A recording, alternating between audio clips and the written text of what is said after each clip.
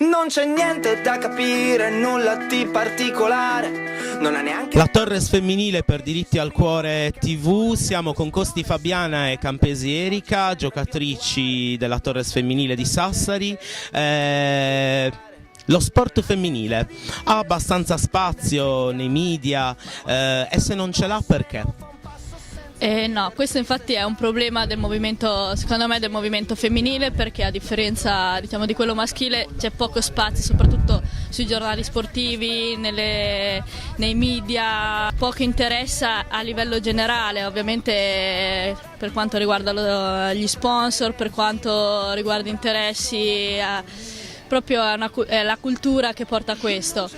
Il calcio femminile di razzismo si sente parlare, ma non in primo piano, più presente l'omofobia, perché non solamente nel mondo del calcio femminile ma un po' ovunque sono presenti molti omofobi, non è una cosa comunque che fa piacere, perché siamo molto discriminate.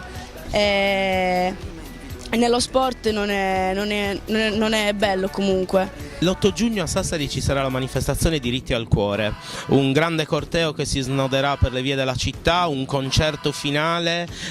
Volete lanciare un appello ai cittadini sassaresi? Venite, partecipate tutti, perché comunque sono delle tematiche importanti nella cultura, diciamo, nella società di oggi, e quindi bisogna parlarne sia con lo sport. Noi ad esempio facciamo veicolo per questi temi, ed è importante se partecipate. Venite numerosi, perché comunque è un argomento molto interessante e bisognerebbe partecipare in molti. Ogni volta è religione, il cambiamento spetta alle persone.